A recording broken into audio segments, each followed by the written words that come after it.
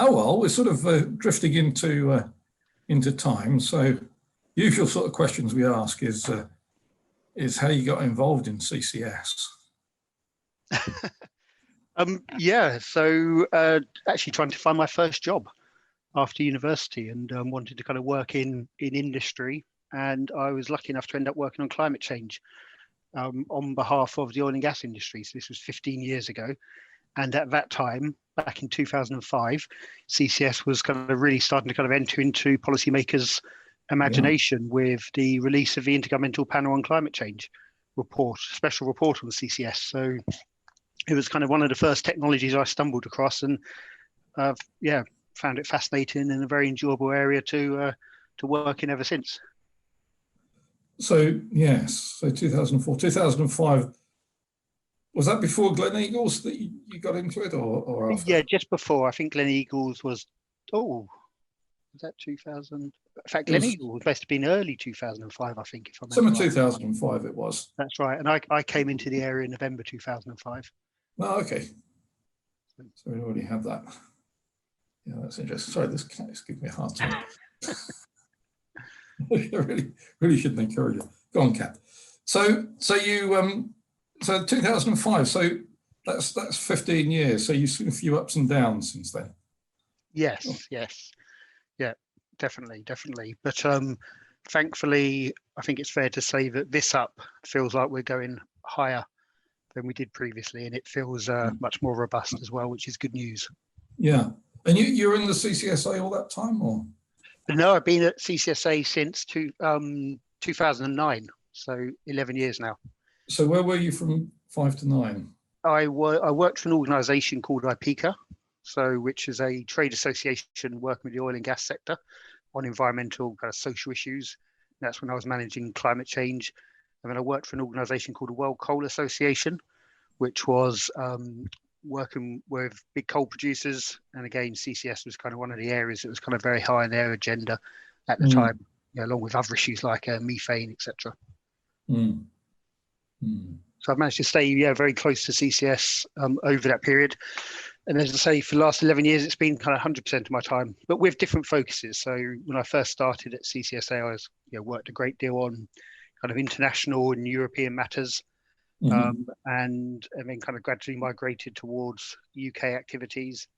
So spent many years working on electricity market reform, which took up kind of 5 years, and and then took over from my predecessor Jeff Chapman in, I think that was 2013. 2013. So, that's interesting. And so you worked on electricity market reform for power CCS, or? Yes. So that was going to be the kind of main instrument of support for the last competition. So that program kind of ran from the end of 2010 until kind of 2015, by the time all of the various instruments were kind of put in place. And the idea is that the contract for difference, would very much be supporting those projects that were going forward under that competition.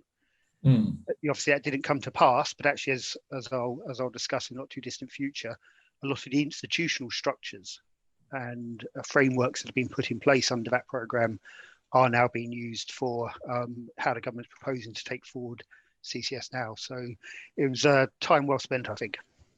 And something that we got promised over 10 billion, didn't we, in the CCS levy in the Energy Act of 2010, I think it was. Do you know, is that still on the books? The CCS levy? Oh, I think it never actually came off the books. That's right. Yeah. Because it was over 10 billion. It was a big number. Yes. I don't think it was ever quite promised. I think it was but that's probably the number that came out in the impact assessment. Yeah. So certainly, though, the Secretary of State could just had the powers to implement it at the time. Yeah. And it's interesting if they still do, but I don't suppose they would. But a nice shortcut. Yeah. Yeah, potentially. Although I think we're seeing pretty good progress on the business models. Yes. Yeah. You might get as much money. Yeah.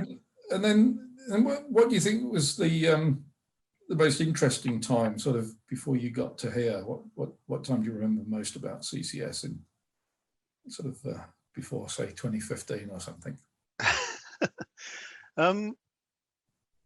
So I guess there was a lot of kind of really good work that was being done around kind of 2009, probably until, oh no, probably a bit earlier, about 2008 until kind of 2012, which was kind of really designing the regulatory framework for CCUS and putting that in place. And I guess there's not many sectors where you know, we're really starting from scratch. So I think that was a kind of incredibly interesting time. In fact, I mean, you know, this conversation's just triggered a thought that potentially the discussions that are now starting around how we try and stimulate and create a greenhouse gas removal market, you know, maybe the closest analogy that we've got to that time. You know, greenhouse gas removals are expected to be, you know, a big sector in their own right. And we need to think about, you know, the policy and governance frameworks and incentive mechanisms that can enable those to be deployed at the scale that we think we're going to need to deliver net zero. So that's a very much a kind of early conversation that's just happening now. I don't know if it's very helpful, but in the way that we've got different colours of hydrogen, do you think we're going to get different colours of negative emissions? Oh, I think for the different routes. I would think almost certainly. Although, yeah, I mean, I think actually, if you look at many of the different kind of low carbon sectors, whether it's, you know, hydrogen or whether it's renewable energy, I think in practice what you end up with is a degree of banding between different technology types, because you know, a lot of these technologies aren't all born equal. They have different characteristics, and I think there's legitimate reasons for kind of bringing forward a bit of a mix here. And so I think GGRs will very much fall into that category. I guess one of the advantages that we have with what are often called engineered GGRs, so those enabled through CCS, is the opportunity you know, to monitor and verify that those emissions are permanent, because they're in geological storage. And you know, I think there are, you know, still some issues to be resolved around how maybe some of the more nature-based solutions are monitored and verified. But it's certainly not my area of expertise. But I think that's an important area. Well, certainly you can't sort of close a forest, realise that it hasn't moved around, or what the analogy is, and then assume it's going to stop there for the next 10,000 years. Yeah. It's a very different problem, isn't it, than the geological storage one. Indeed. Yeah. Anyway, interesting stuff. So thank you for the introduction and telling us a bit about things. Please, the floor's yours to tell us about what's happening with CCS. Yes, great stuff. So what I'll do is I will look to share my screen. Okay. So can that now, does that now show up? Not seeing it yet, I'm not. But... No. Oh, there we go, because I need to click on the share button. Great, it's up there now. Excellent. Good to go, thanks. That's great. So, yeah, good afternoon, everybody. Very pleased to have the opportunity to talk to you today. You can probably tell actually by the title here that when I was approached last year to provide an update on what was happening on CCS, I wasn't too sure what I was going to cover off. So I kind of rather unimaginatively came up with next steps for CCUS in the UK. And then as I was going to put together my slides for today, I was kind of wondering what I should cover off. And I remembered I spoke to this group last year. So I kind of went back to remind myself on what I'd covered off. And actually, I'd spoke to you back in June of last year. And I think I covered at the time a paper that CCSA had produced, which was really trying to build a case for an ambitious CCUS program. But I think what really struck me actually was just how far we've come over the last 6 months. It's quite remarkable, really. Even to the extent that, again, as I was putting together these slides, I had to start from scratch in many cases, because there really have been so many developments. So I think this is an incredibly exciting time for CCUS. I think there is a lot happening, and I am pretty certain it's going to be an extremely busy 2021.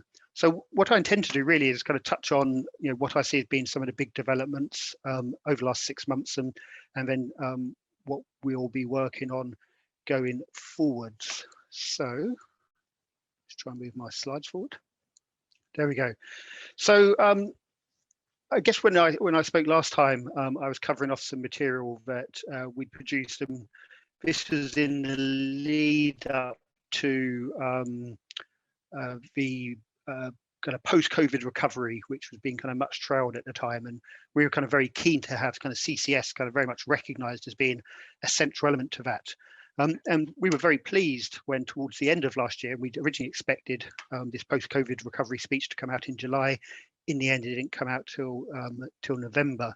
But actually, I think it contains a number of very, very significant developments. So what we've seen is a very, very clear stated ambition from the government for a volume target of CCS of 10 million tonnes a year by 2030. What they also announced in that plan was quite a substantial increase in terms of their ambition around clusters. So previously they'd spoken about one cluster operating by the mid-2020s and another by 2030. They'd up that to at least 2 operating by the mid-2020s and another 2 by 2030. And then they'd also increased the funding available for CCUS under the so-called CCS infrastructure fund up to £1 billion. And then in addition, they've included a target for 5 gigawatts of hydrogen production capacity to be operating by 2030, again, supported through a net zero hydrogen fund. So I think this document represents just a real step change in terms of this government's ambition and this government, how serious this government is about CCUS. And I think it's something that very much has been welcomed by the association, and I think has also been received very positively by prospective investors.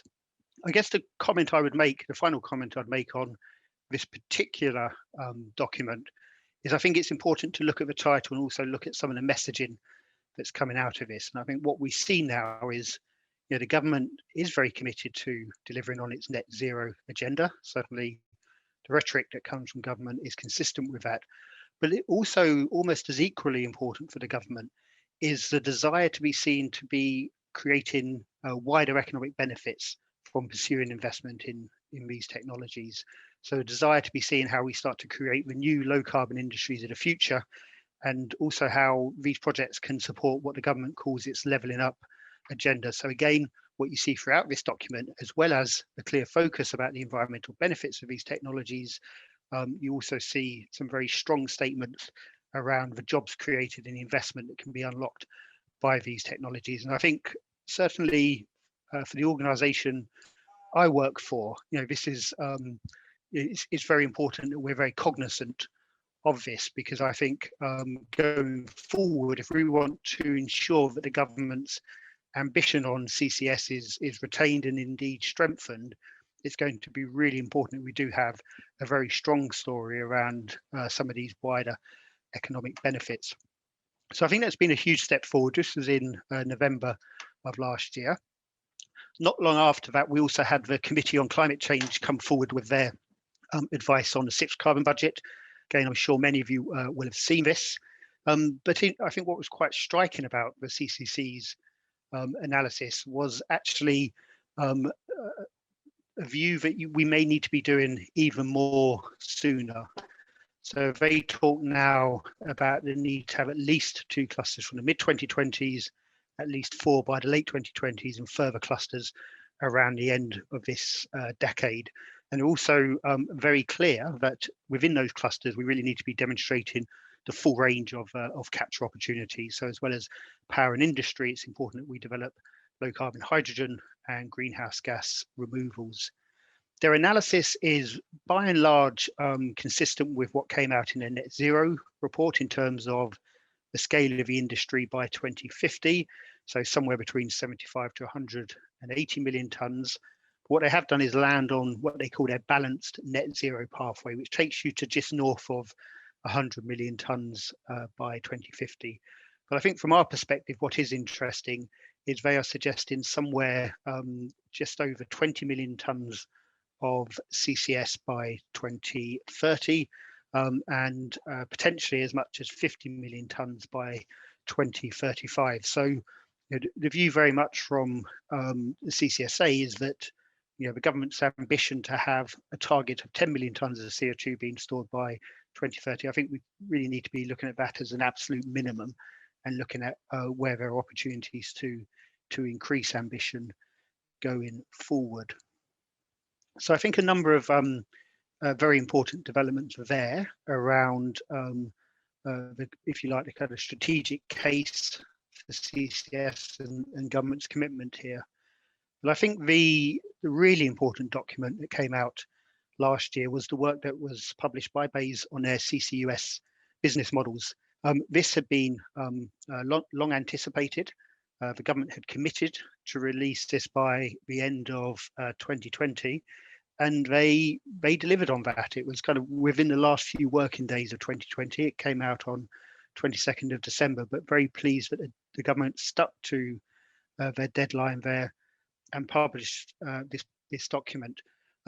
I think this is an incredibly important document. I'd certainly recommend that you at least read the kind of overarching document, even if you don't go through all of the annexes, because I think what it does set out is actually a kind of very clear view for how the government views the CCUS sector going forward. And they're very clear here that the government's purpose is not just to try and deliver the first one or two projects, which is John and I were talking about earlier, was very much the objective of the first competition. This is actually about really trying to establish a new CCUS sector. And the government has obviously thought quite deeply about this and has come forward with a range of instruments that can address some of the unique challenges that we're going to face as we start to try and initiate this industry going forward. They also see this very much as being a sector that will be applied to multiple sectors, and that comes out very clearly. But they're also looking ultimately for this to become a self-sustaining market that can deploy at the scale required. So it's, I think, an incredibly important document that kind of sets out very clearly the government's intent here.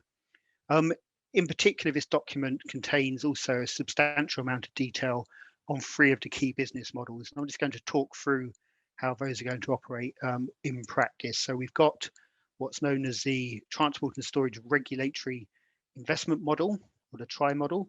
So essentially, this is a regulated network approach to supporting transport and storage infrastructure. We have a Dispatchable Power Agreement, which is how we'll incentivize CCUS for at least part of the power sector. And then a proposed contract that can enable the capture of CO2 from industrial sources. So we'll just take a look at these in a little bit more detail. So first of all, turning to the TRI model here. And I think this is also the business models that were set out by the government here. They also represent a kind of fundamental shift in government's thinking. So what you have now is a recognition that you need to split the value chain apart. So previously, the government was very focused on trying to develop single end-to-end projects. So a single power plant fitted with a capture plant, which is storing CO2 into a store. But actually, the government now is looking to put in place separate instruments that support transport and storage infrastructure, and then separate instruments for each of the major categories of CO2 that are expected to be used in the infrastructure. So the approach here for TNS is that we have a user pays model. So what you see obviously in the middle here are the prospective users. At the moment, we only have the business models on the table for the power sector and for the industrial carbon capture. But what you can see from the model here is that effectively they will have a contract with a counterparty. The expectation that will be the low carbon contract company who acts as a counterparty for a contract for differences in the power sector, so for renewables and nuclear. And then they will receive revenues for the clean outputs produced by those emitters. And the key point about those revenues is that they will enable the users to recover capital invested, to recover their operating costs, but it's also explicitly recognised that there will be a transport and storage fee within those revenues, which would then flow down to the T&S Co. So the T&S Co is essentially the company that will operate the storage assets. And the government also has been kind of very clear about the view, or their view, on how they see this T&S Co operating. So effectively what we will see will be a regional monopoly, so a single entity which will own and operate both the onshore and offshore networks. Now the government's recognised that there's a number of unique first early risks that you get when you try to establish CCUS value chains. So what they've also established is what you can see on the figure is the GSP. So it's a government support package. And this is essentially a proposed approach to addressing what are some of the high impact, low probability risks that will face these early CCS projects. And I think this is the first time that the government's ever come forward and said that it explicitly understands and recognises the risk for the case for government intervention within this part of the value chain. So explicitly, what the government have stated in the documents is that they will look to provide some protection against stranded asset risk. So the risk that the emitters are permanently not available, but also they recognise that there are certain leakage scenarios of CO2 from geological stores where at the moment there isn't a commercial market which can insure against those risks, and therefore there's also a case for government involvement in helping to address that risk. And then finally, they've also put in place a very detailed economic regulatory regime. So essentially a kind of regulated model which will oversee the T&S company and guide how it operates and behaves going forward. And I have to apologise if I'm a little bit hoarse. I'm afraid I've had a bit of a cold recently. So that's very much how the government sees the T&S model operating. The next proposal then is for the Dispatchable Power Agreement. So again, I think this is another interesting example of how government thinking has changed over time. So the view very much now is that one of the key roles that we need to incentivise CCUS to play is as mid-merit plant. So as plant providing low carbon flexible generation. And so what they've designed here is a dispatchable power agreement, which effectively will enable CCUS plants to dispatch after our low carbon, low short run marginal cost plant has dispatched. So after nuclear is dispatched, after most of the renewables have dispatched, then the CCUS plant would then be encouraged to dispatch, and it would be encouraged to dispatch ahead of unabated plant. And that's really the role that government's looking to encourage the plant to operate here. So they designed a contract which can incentivize that kind of behavior. It builds on the contract for difference that's used for nuclear and also for renewable energy, but it also contains some quite significant differences. Not least, the generator will receive a payment as both an availability payment for that low carbon capacity being available to the system, but also then a variable payment which will cover the costs of actually dispatching that plant. And then finally, we come to the industrial carbon capture contract.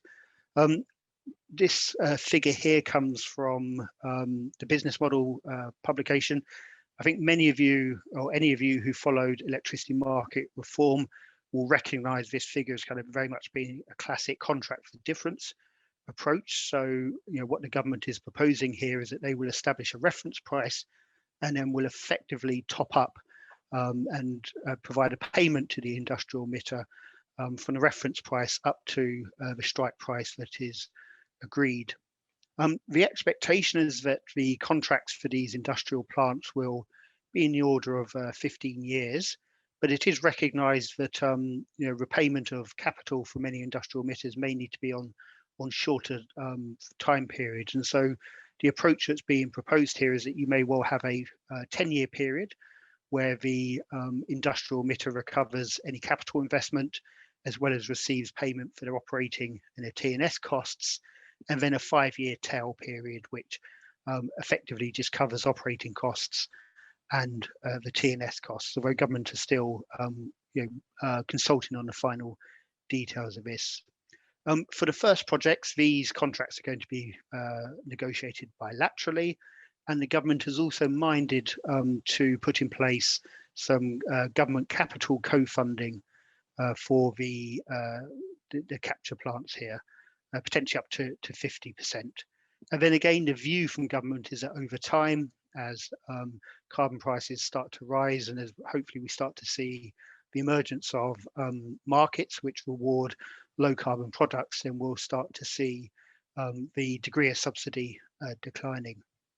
So that's a kind of super short summary of the key business models that were kind of set out in the response from BEIS. Basically, once we came back from Christmas, our kind of priority was really to try and take a kind of industry view on the business models to feed that back into government. And I think the headline really and the kind of very good news is that actually industry really responded, I think, very positively to the business models.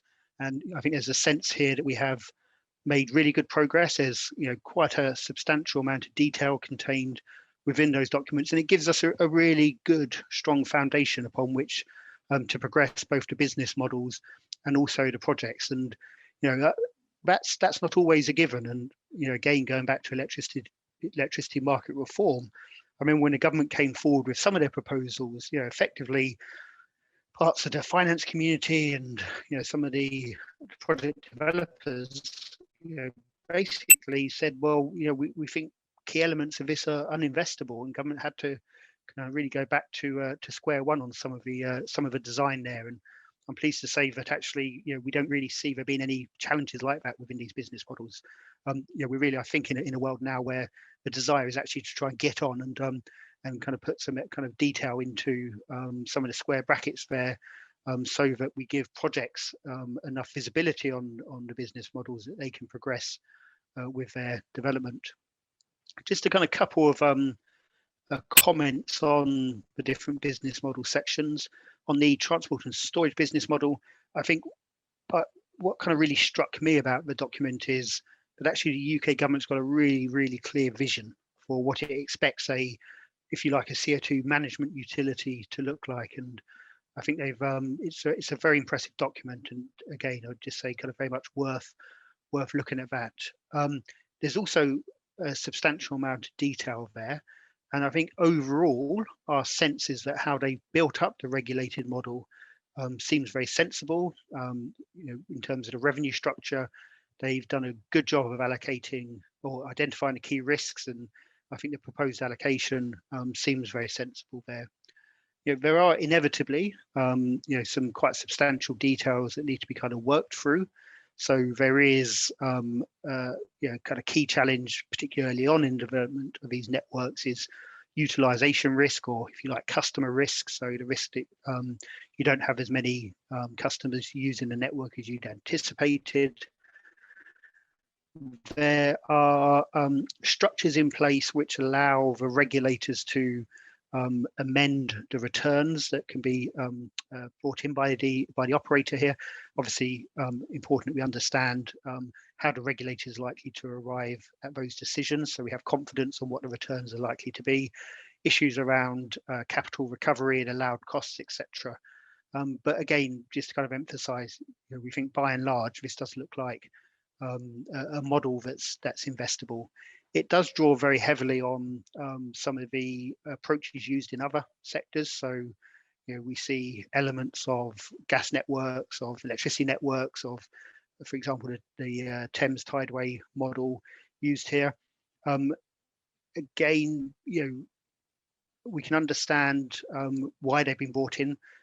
They work very well in mature industries. CCUS is very much a new industry, so we may need to see some adjusting there of these models to ensure that they work for CCUS. But yeah, those conversations will happen as we go forward.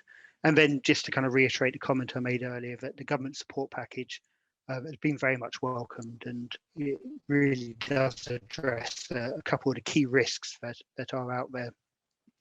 On the Dispatchable Power Agreement, I sense very good progress on the model. It's drawn heavily from existing contract for differences, so the industry are largely very comfortable with that. And I think the main question now is, certainly from some of the developers, when can we get on and start to negotiate the details? But I think one of the issues that has cropped up in that conversation is that this plant has been designed for mid-merit plant, and going forward, I think our expectation is that that space is likely to be occupied by gas plant or low carbon hydrogen. And so there are a number of other very important generation technologies that will require CCS. So just here I've identified, for example, bioenergy plants with CCS, combined heat and power, energy from waste. So I think it's really important that we have a conversation soon around how we can start to support some of these applications, because they will also need to be fit in CCS going forward. On industrial capture, good progress. Not as advanced as the work on the power sector, which in many ways I think is understandable, given that actually the international community by and large hasn't thought very deeply around how we're going to be decarbonising industry. So a lot of new issues coming onto the table here, but what we do have is I think a very good basis upon which conversations can progress. And there's still some pretty significant issues to be resolved. So how do we set a reference price? How will free allowances be treated, etc.?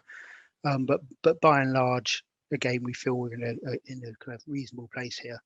And then a kind of few technical questions, kind of mixture of technical and commercial questions. So the model, I think, seems to draw very heavily on the retrofit of CCS to an existing industrial process, but there are some new novel technologies where actually carbon capture will be kind of deeply integrated into the industrial process itself. So how do you kind of draw the boundary between, if you like, the kind of base plant and then the capture plant? Is something that needs to be worked through.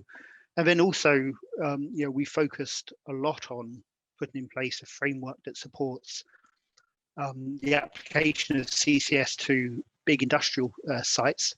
But actually, we also have significant number of emissions that aren't located within those regions. And so how are we going to be starting to manage the CO2 from some of those dispersed sites? I think that's going to be a key question going forward. I mean, government just confirmed its commitment to deliver on its consultation on business models for hydrogen in the second quarter of this year, with a view of having these completed by 2022. So I think pretty good progress overall on the business model work. But you'll remember when we think back to that chart from the CCC earlier, that actually the really big chunk of emissions reductions or the emissions that need to be stored actually come from greenhouse gas removal technologies. And I think it's fair to say that we are some way behind where we need to be in terms of policy on greenhouse gas removals. So pleased to say, though, that government is taking action in this space. So we've seen 2 calls for evidence coming from government, one from BEIS and one from the National Infrastructure Commission. So they are very keen to try and understand what's required to initiate a greenhouse gas removal sector. So trying to get good cost evidence, trying to understand technical potential of some of these technologies, and then starting to think in quite a high level so far around how we might try and incentivize some of these investments, what mechanisms can be used to bring these forward. Can we use existing instruments, or do we need to think about creating new instruments specifically for removals? And then a kind of wider set of kind of enabling policies that are going to be required if we are to establish this very substantial industry by 2050. So I think this is very much welcomed, but certainly from our perspective, we have a number of projects which have basically become GGR projects within the membership who are keen to move forward. And so what we're very keen to do is for government, as well as thinking about the longer term market framework, also think about how it can incentivize some of the early investments in the 2020s, which can deliver on the recommendations of the CCC, which is to have these operating in the 2020s. That's where we are on greenhouse gas removals. I just wanted to kind of put this slide in here just to highlight that there's also a range of other funding sources that have been announced over the last couple of years. These aren't all exclusively CCUS funds, but these are all funds for which CCUS can apply. So there is a substantial amount of funding available. And I think one of the questions we have is how some of these funding sources are going to be integrated into the business models in a way that some of the industrial emitters can access. Then I think kind of almost coming to the end of my slides, I kind of mentioned in the context of a 10-point plan how important I think the whole issue around the supply chain is going to be going forward. And I think this is just a single slide really just to highlight that this is something that the CCSA is starting to work on, and I think will become a kind of very important piece of work going forward. And I think the background here really is that there is a widely held view that the UK has been just tremendously successful in terms of establishing a world-class market for offshore wind. But actually what we really failed to do was kind of capture some of those supply chain benefits. And certainly the messages that we get back from ministers is that they don't want to make that mistake with CCUS and with hydrogen. They're very keen to make sure that as we start to develop these policies, we also start to think about how these can be used to enable some of these wider economic benefits to be realised. So we've kicked off the first piece of work on this last year with the Energy Industry Council, looking at the ability for the existing supply chain to move over into CCUS. We've just started a new piece of work literally in the last couple of weeks. We've established a supply chain working group, which is a kind of mixture of members, but also external organisations with an interest in this area. And what we're hoping to do by second quarter of this year is going to have a kind of really clear view on what we think the size of the prize is for the CCUS sector here in the UK, but also internationally, and then where we think some of the kind of really big opportunities are for the UK supply chain. So I suspect there'll be much more to talk about this in the future. And this is definitely my final slide. So I guess this kind of comes back to my original title slide. So what next for CCUS? And this is essentially the table taken out the back of the business model presentation publication. But what you see here is a very substantial amount of activity that's going forward. Starting this quarter with a release of a cluster consultation, but then running forward into 2021. And so I guess my kind of my parting comment, and it's a question I often get asked, is actually, do we think government are serious this time? And I think absolutely. I think government is very committed now. I think it's the case for CCUS is incredibly strong. I think the government is committed to delivering on the sector. I think they set themselves a very ambitious forward timeline. If they essentially deliver in 2021 what they delivered in 2020 when they hit on their the various deadlines that they set themselves, then we're going to be in for an incredibly busy year. I guess just a final point I would make, the BEIS CCUS team is being dramatically upscaled, to the point where there's going to be, I believe, 50 odd people working in that team or so, multiple new deputy directors being employed. And so I think what this is a sign of is a government that's kind of very much gearing up to deliver CCUS. So I think hopefully the next few years will be very positive for the industry. And with that, John, I'd be very happy to take any questions that you may have.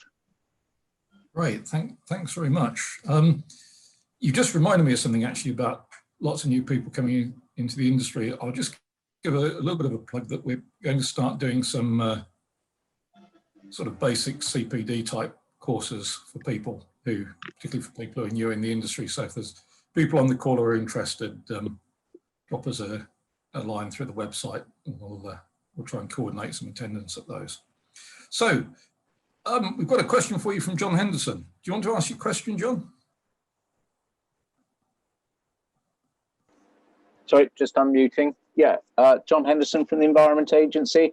A question, if I may, Luke. Do you see a role for onshore storage, or is the potential risk of negative public perception associated with the hazards too great?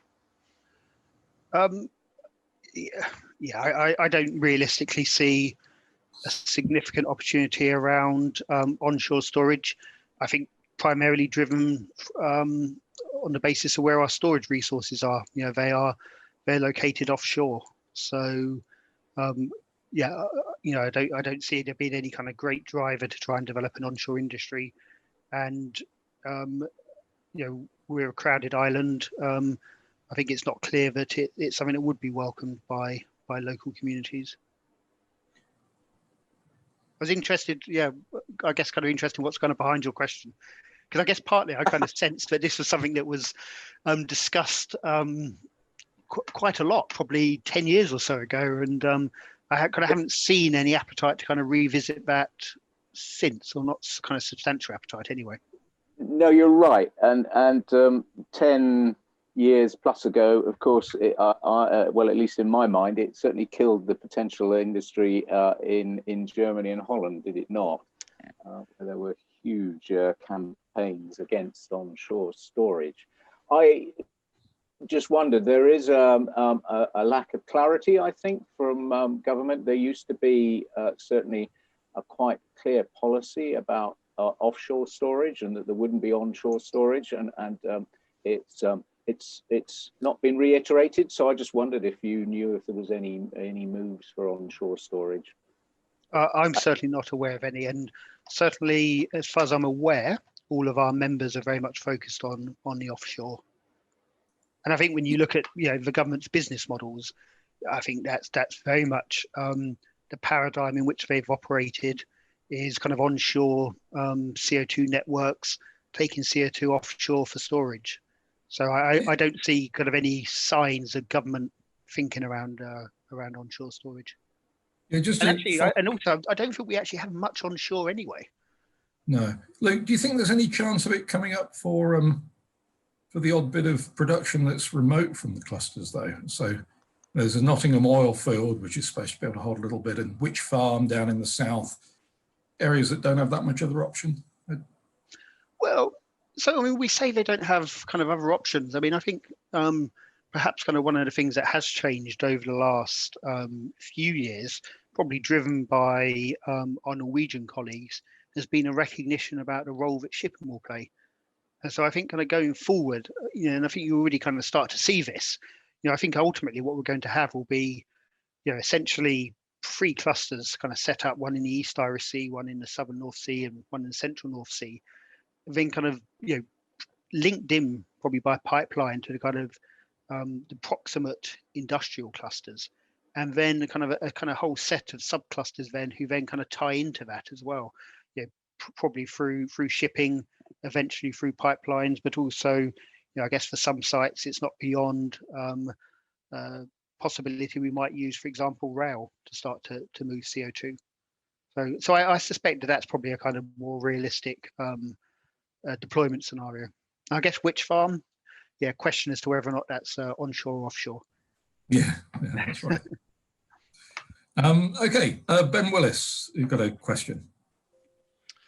Hi, yes, Ben Willis from RWE here.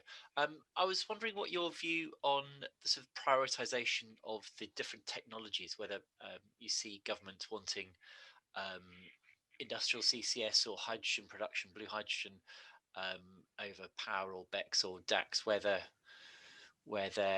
what they would prefer. Yeah, no. So that's an interesting question, and I think yeah, if we'd been talking probably 7 or 8 years ago, you know, I think you would have had a kind of very clear steer that they wanted power first. And indeed, I remember, some what looked like very interesting industrial projects being around, but they didn't really fit with the government strategy. But actually, I think the government's in a fundamentally different place, and I think they're in a world where it's and rather than or. So I think they're very clear that we will need low carbon CCUS plants to balance the system. They're going to play an important role alongside renewables and nuclear, and we're going to need some blue hydrogen alongside green hydrogen, GGRs and industry. So I think the mindset now is very much around trying to bring all of these forward. And I guess I'd also just make a comment, that we're kind of sat here in 2021 now. We need probably north of 10 million tonnes by the end of this decade. You look at some of the deployment scenarios for the early 2030s, you see very substantial growth. So I think what that suggests to me, and I think I kind of see this reflected in government policy, is that you need to be starting to stimulate all of these sectors to come forward with capture plants if we're going to have any realistic proposition of delivering those targets. And then I guess just my kind of final comment, what you also then see with the business model, and it's very explicit, is that the goal here is to put in place infrastructure that all emitters can use. Yeah. I think what's clear from the I absolutely completely agree with your last point, and you can tell from the sort of Humberside, the work's going on in Humberside and Teesside, that the infrastructure. Well, without the infrastructure, there is no CCS, effectively. Yeah, absolutely. Yeah, it's a kind of very strong, almost a kind of infrastructure first strategy. Yeah, exactly. There's no point having a car if you haven't got a road to drive it on. Yeah. Thank you. Pleasure. Jonathan Hancock, do you want to introduce yourself and ask the next question? Hi everyone, it's Jonathan Hancock here from Duff & Phelps. I just want to say thanks for the presentation, it was all very interesting. And I just wanted to ask, I just want to say first of all, it's good to see that the government are finally moving on and producing business cases for CCUS. I just wondered, are these models, especially the DPA model, which looks quite interesting, are these models far enough along to estimate levels of returns and timings of returns for private investors? So they're getting pretty close to it, and I think private investors will be starting to take their own views, and I'm pretty certain governments also starting to land on their views. And I think that's really the next stage of the conversation. I think it's getting down to that level of specificity. Okay, and is there sort of an appetite at the moment in UK and European private investment for this kind of investment, or are we not quite there yet? I think we're seeing remarkable interest in CCUS, both from industrial emitters and potential investors in some of these projects, as well as a lot of interest from some of the institutional investors as well. So I think the world is changing very rapidly, and I think just the last 18 months has been remarkable in terms of the depth of organisations with an interest in these projects now. Brilliant, thank you. Thanks. I've got a question from Chris Wheaton, which he can't ask himself because he doesn't have audio, which is basically, do you want to have transport and storage within one entity, which seems to be BEIS's assumption, or do you assume that you've got pipeline operators who are skilled onshore, particularly I guess onshore, maybe a bit offshore pipeline operators, and storage operators who are perhaps different, naturally different organisations with different skills? What's your thought on that, Luke? Yeah, so I think I think the government set out its strong-minded to position. Let's call it that. So they do see it, a TNSCo owning and operating both the onshore and offshore network. One would imagine that within a TNSCo or a TNSCo could end up being a consortium, and you may have different project partners within that consortium with different skill sets who may take different positions across that value chain. So I don't think we should necessarily dismiss that as being an option at this point in time. Thanks. A question from Haroon. Can you introduce yourself and ask the question, Haroon? Yes, hi, Luke. It's Harun Makarafif here from University College London.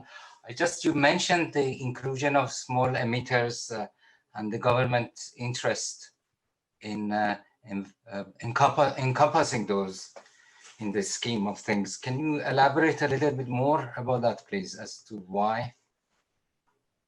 Yeah, and so when you say small emitters, what do you have kind of particular sectors in mind? Well, I mean, these are that won't necessarily be able to be connected to a major infrastructure, but they are dispersed. Yeah, so. Yeah. Okay, so I guess kind of a couple of comments around that. So I think this is perhaps one of those areas where thinking has moved on quite a bit over the last few years. So perhaps kind of 4 or 5 years ago, when we think about how CCS would be rolled out, we kind of envisaged that you'd end up with kind of individual site capture plants, maybe a couple of sites might share some capture facilities. But I think the interest and the attention being paid to hydrogen now is starting to change people's perspectives. And I think what you see potentially if you start to develop the hydrogen option at scale is that actually there's a whole set of emitters that could potentially be decarbonised through hydrogen, primarily through fuel switching from hydrocarbon sources to low carbon hydrogen. And so that actually may enable you to kind of penetrate much more deeply into some of these smaller emitters through kind of CCS enabled opportunities. And then I guess kind of just perhaps on a related point, it may also be going forward, and this is certainly foreseen, at least within the business models, that you may start to see some kind of new companies active in this space. So it may well be that you start to get essentially an industrial decarbonisation company coming forward, who will effectively offer to decarbonise industrial sites, on behalf of the emitter.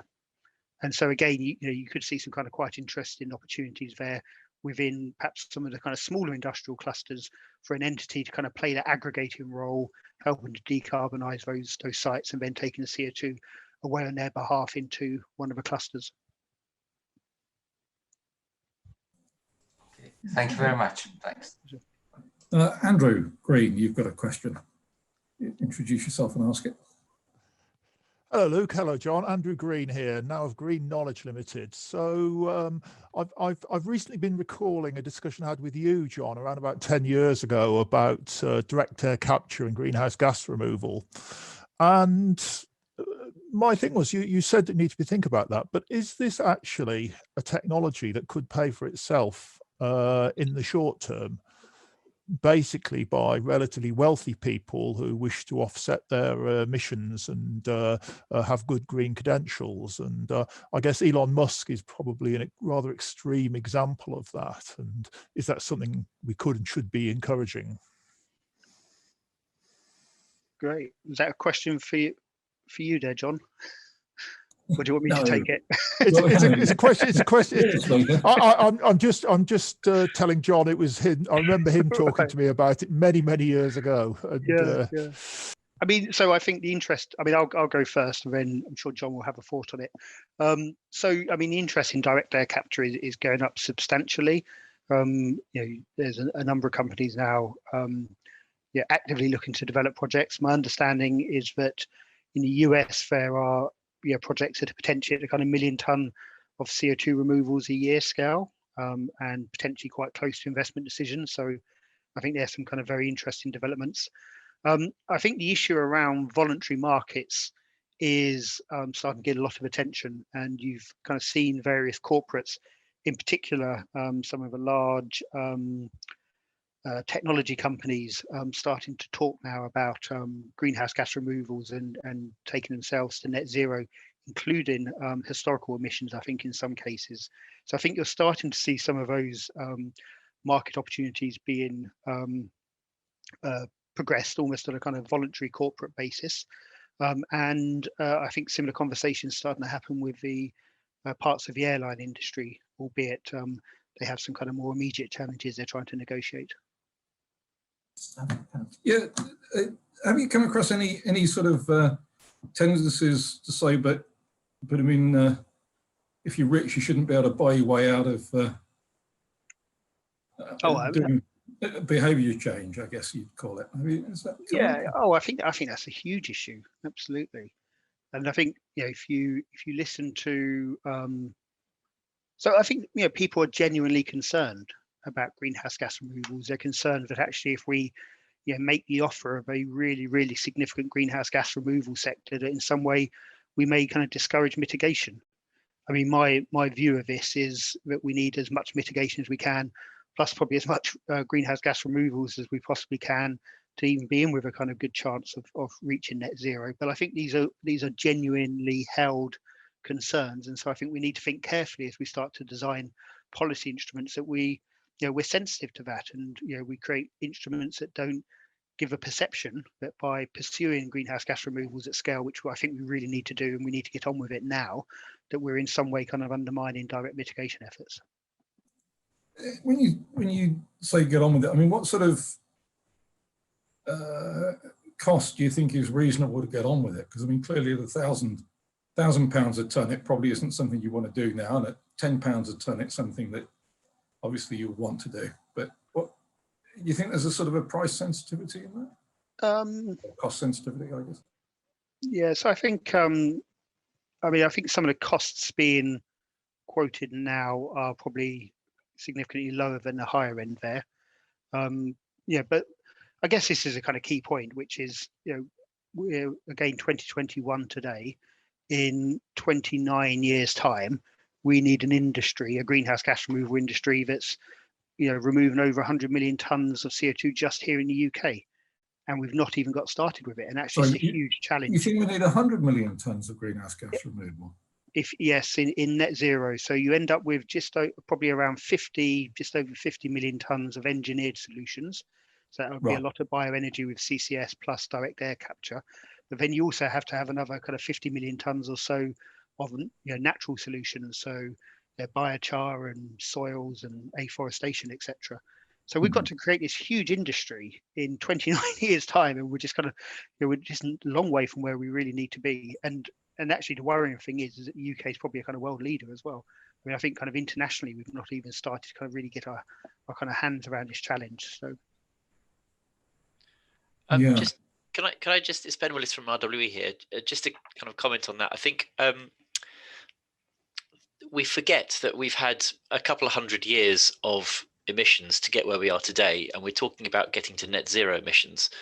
That implies that we're kind of trying to keep I don't know the climate science in detail, but we're trying to keep temperature rise to whatever is 1.5 degrees. But that doesn't mean you can't try and extract more CO2 from the atmosphere. You know, you almost kind of want more than net zero ultimately, because we've had 100 years, you know, 200 years of emissions that if you want to undo the human impact, you've probably got to do 200 years of removals, haven't you? Yeah, absolutely. So I think, you know, I mean, I think you're kind of that's really big picture stuff. Well, I was just about to kind of head off on big picture stuff myself. I mean, I've heard kind of some other views here, which is actually, if you know, think about the world in, you know, the kind of second half of this century, you know, a rogue state may be a state which is still emitting CO2. And, you know, it may be states that either refuse to go to net zero, or, you know, if they're, unfortunately, some of the least developed countries may not have a technical capacity to go to net zero. So in that case, there may well be a need then for, you know, other countries to take, you know, increased action, so that globally we are at net zero. And my understanding is, you know, some people are thinking about negative emission technologies through those kind of lenses. But what about the one where you're actually going net negative, or you would need to go net negative to probably to get 1.5 degrees? Well, I think it's probably an extension of the kind of similar argument. Yes, it's, you know, some economies will probably have to go net negative. Yeah. Have you seen much sense of that coming up in discussions? No, I haven't. Although, yeah, I guess as an organisation, we tend to kind of focus our attention on 2030s kind of reasonably long term for us. So, we're trying, kind of tend to try and kind of focus on trying to get these kind of first projects away, cognizant of where we need to be in 2050. But yeah, I'm sure people are starting to think about some of these issues. Yeah. Peter, if you want to ask your question? All right. I was just thinking, if the net zero target isn't met, is there any thought on the real implications for this on human lives, industries, and sustainability? I just heard the 1.5 degrees centigrade target, and it's looking like if we are not going to hit that target, what does it mean? Yeah. Peter, can I just ask you where you're from? You just sorry. I'm from the University of Edinburgh. Thanks. Yeah, I mean, I got to admit, Peter, I mean, I think they're an incredibly important question. Not really, my area of expertise. I think there's, a lot of people who are kind of more active in the kind of climate impacts sector and climate adaptation sector who could probably give you a kind of clearer answer on that. But yeah, I've certainly been convinced that's not a place we kind of necessarily want to be embracing, and so we really should try and deliver on these targets. But yeah, I'm afraid I can't give you a kind of more sophisticated argument. So I'll just ask you maybe a last question, Luke, because time's getting on. We've been looking at the long term, but looking at the short term, when do you think it's going to be worth inviting you back for another lecture? Because you said a lot of things have changed since the last one, and it's not been that long. Should we book you in a couple of months even? Yeah, well, it's an interesting question. Yeah, what's the dynamic now? When are the big things going to happen that we want to? Yeah. I mean, I think it's going to be very interesting to see what happens kind of in the lead up to COP. I think there'll be a kind of tremendous desire for the UK to try and demonstrate areas of domestic leadership, and I think CCUS, hydrogen, maybe even GGRs is potentially an area where I think the UK actually has an incredibly positive story to tell, which is of international significance. And so, I think there will be individuals thinking about what can be announced on that kind of time frame. Yeah. So if we book you for say September, there should be a lot of new things to talk about. I'd imagine so. Yeah. That's interesting. Very good. And then, let me just ask one other question. We're going to have a busy world in CCS. Yeah. When do you think you'll retire? What's your if you retired, let's be realistic, at 70, when would you retire, and what do you expect to see happen by then? Yeah. Wow. You've got a few years to go yet, I guess. A few years, yeah. Yeah, a couple. I've just had a hard life, but no. Yeah, no. Well, I mean, you'd have to hope that when you retire, you actually you see this as an industry that's being deployed at scale, and that would be incredible. And I guess there must be many people in offshore wind who now feel kind of very vindicated and proud that they kind of really stuck with offshore wind through kind of many difficult years when they probably questioned whether or not it was ever going to be commercial. And I guess I'd hope that by the time I retire, I'll be in a similar position, and we've got CCS at scale, it's commercial, and we're hopefully a long way on towards reaching net zero. Very good. Okay, well, sounds like we'll get you back for a lot of other interesting talks. Looking forward to that. Thanks very much. That's really great. I think you're one of our highest attended talks. So, well, yeah. Okay, that's great. Well, I hope people enjoyed it. So. Yeah. Okay, thanks very much. Any official business before we close down? Yes, we do, John. Thank you. I just want to say thank you very much to Luke for that fantastic talk, and also the really invaluable work of the CCSA. Coming up next week, we've got an introduction to mineralisation and carbonation as a CCU technology. What are the benefits? Who is doing what in 2021, and what does the future look like? And that is from Dr. Paula Carey, who is the Technical Director at Carbon 8 Systems. So we hope to see some of you there next week. Also, for anybody who's an early career researcher or is a supervisor with ECRs, we also have an ECR away day on Wednesday next week. Details on our website. So it's all about soft skills and positive influencing skills for networking together. So yeah, just to tack that all on the end there. I hope to see some of you at both of those events. But again, thank you very much, Luke. It was brilliant. Pleasure. No, thanks for inviting me. Yeah, and just to say, I think a copy of the slides will be available, won't they, Luke? Yeah, absolutely. Yeah, somebody asked about that. Great, thank you. Thank you, Luke. Be recorded as well. Thanks very much. Cheers. Bye. Thank you.